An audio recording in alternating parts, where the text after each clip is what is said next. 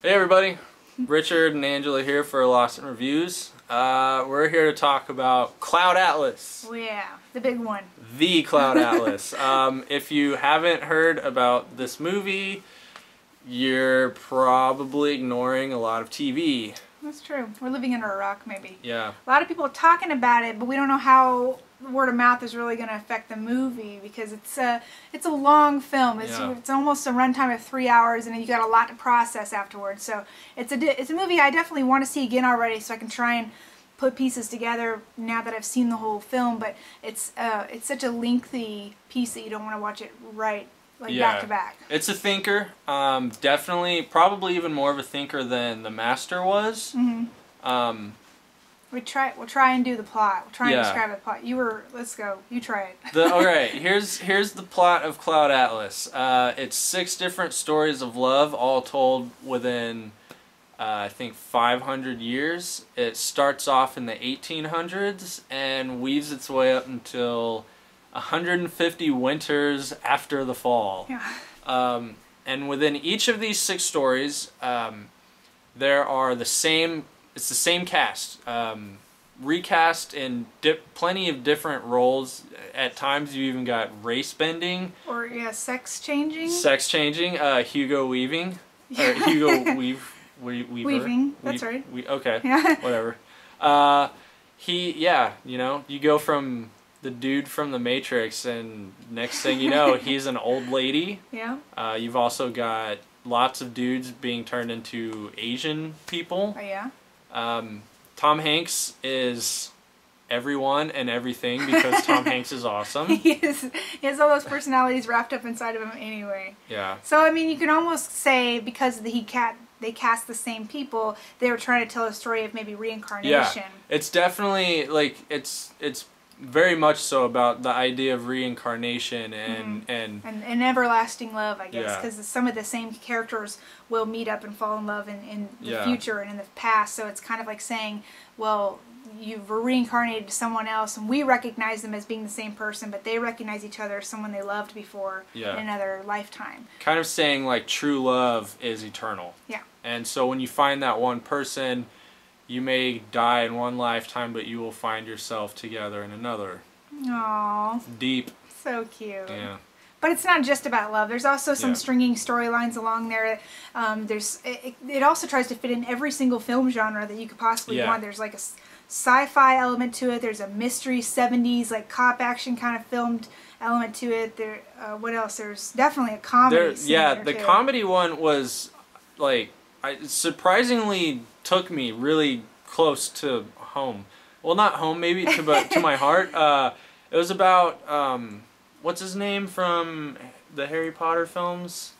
Oh, now I'm drawing a blank. Yeah. Well, the dude who played the Professor Slughorn, he plays a writer who gets thrown into a nursing home by his dad, and it basically becomes the comedy element of the film, where him and all these other elderly people are trying to break out of this nursing home, which Hugo Weaving is playing this old nurse, and it's really, really funny. And it's just part of that Cloud Atlas charm where it'll go from a scene with here and this comedic element immediately to a super serious element in the sci-fi story that takes place in the year 2148, I think.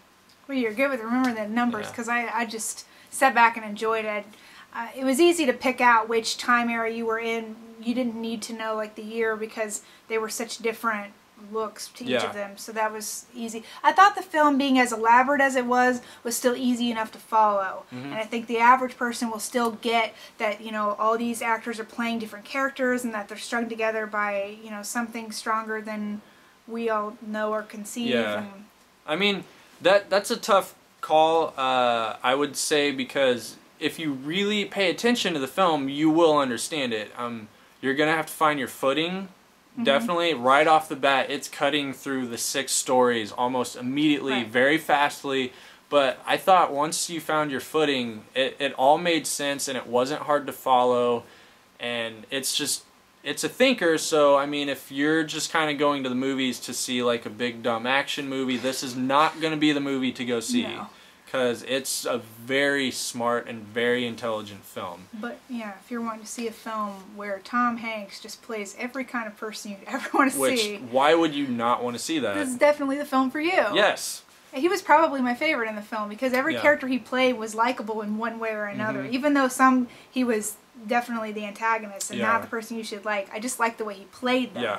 So he was my favorite in all of his stories. Yeah.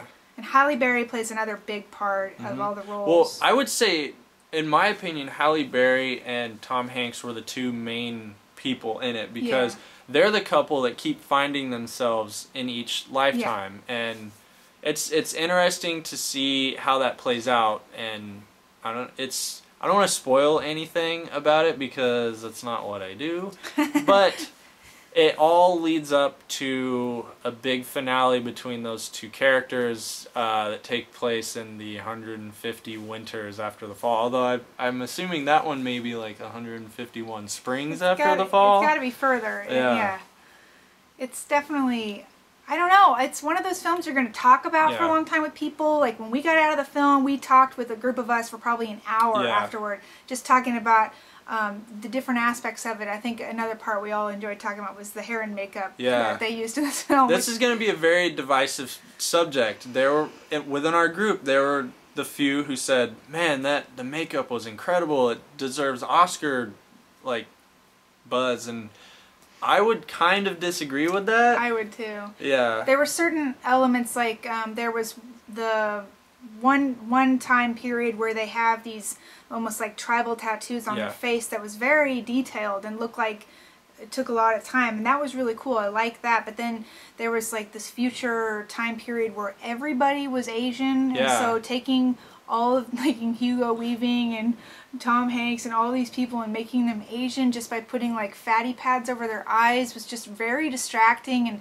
seemed like B-movie quality stuff and almost laughable to me. So because of that aspect, I wouldn't give them best makeup for anything. I kind of viewed it as there were certain pieces that they spent a lot of time on, so much time that they didn't spend enough time on other pieces. Where like the story 150 years after the fall, I thought all the makeup in that sequence was phenomenal, and it was very Lord of the Rings-ish and very practical and looked beautiful and disturbing at the same time. And then, even the 1800s makeup was really cool, but then you get the sci-fi one, just the makeup looked terrible, just absolutely awful. The CG was really good in that. In that time period, I think maybe they were relying really heavily on the background effects because everything was digitalized in that world. So you could go into a restaurant and like all the walls, you could touch them and they would change to something else. And 3D movies were all around you at all times, and things moved and shifted just at the touch of a button and things like that. So I think they were relying on that world to fit in itself with the whole CG. Like that was, and it did take your breath away when you first see that. It's the brightest part of the film. And when that world was introduced, I was kind of like, this is really cool. But when you start being introduced to the characters of that film and you see they didn't take as much time to really make it look more believable, then it's kind of, it pulls you out of the movie a bit to me.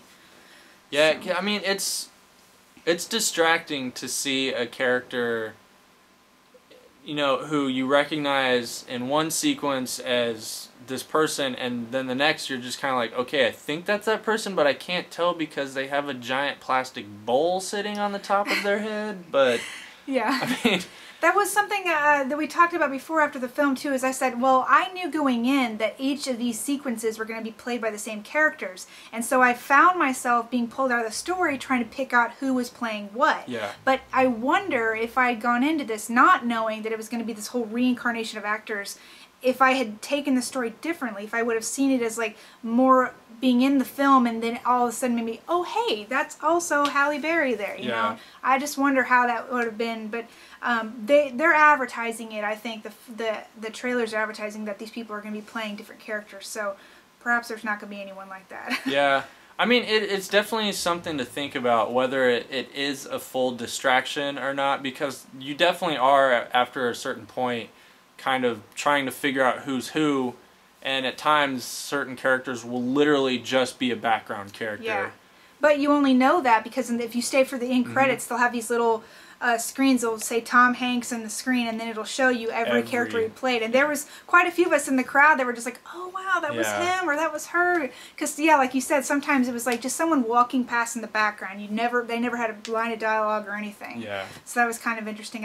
I think I like that, the way they included everyone in all of it, so no one was left out. But it's a lot to think about, the whole film as a whole. But it's very beautiful. It's very thought-provoking. I thought it was a very fascinating film. It was very ambitious. It very easily could have... I remember the first time I saw the trailer, I said to myself, this could either be one of the greatest movies ever made or one of the worst movies ever made. Yeah. And in my opinion, it never really faltered. It happened to be like a really good movie. It's a very beautiful, fascinating movie, and it didn't fail. I mean, there are certain elements with makeup and stuff, but I think story-wise, they managed to take this really borderline unfilmable book and turn it into a really beautiful film that is kind of almost like what you would see if Terrence Malick were to direct a high-budget blockbuster. Yeah, I can definitely see that. Yeah, it's the sci-fi tree of life, as another one of our writers put it after the screening we saw. So if you didn't like Tree of Life, you're probably not going to like Cloud Atlas, but I loved Tree of Life. Yeah, I did not like Tree of Life at all, but I actually really liked Cloud Atlas. Well, I'm proved wrong. But I think it was more in the fact that the story and dialogue didn't keep me intrigued in Tree of Life, where there was plenty of story and dialogue, and there was too much, almost, story and dialogue in Cloud Atlas. It was a fascinating film, and I had a great time watching it. So I think I described it as something like being stuck in the head of like schizophrenics, just seeing their dream world, all the different levels of life that they think it really exists. It was a lot to take in. So for a normal person, I think it does feel kind of crazy at times. But a lot of fun. I think it's a smart movie. And I think they did a really great job of showing all these worlds. So you want to rate it? Yeah, I'm gonna go ahead and rate it a 4 out of 5. Gonna knock a point off for some of the makeup effects, but overall, it was one of the best films of this year. Watch out for it Oscar season. I think it's gonna, if not sweep awards, it's definitely gonna get tons of nominations. So I don't know. I think it will definitely get some nominations, but I don't think it's gonna be maybe as much as you think. Yeah. I think they'll overlook it for makeup, which is fine for me, but the score was really beautiful. The cinematography of the entire film, and best screenplay, I could see it possibly getting adapted for that, just because of how developed and how convoluted it is. So I could definitely see those. And then perhaps some actor nods, but I don't know which character they would actually nominate them for, or if it would just be an all-encompassing Tom Hanks in this movie that's kind a of good thing. point. So it's kind of going to be a hard movie to nominate, if anything. So that'll be interesting. But I would definitely be in support of any kind of nominations that it did get, because it was a fascinating movie. And I, too, would give it 4 out of 5. Like you said, the makeup is a little bit off. And then there's also one of the storylines where their English is so chopped up and broken that it's actually really hard to follow. And it's almost as if, like, you can jokingly say...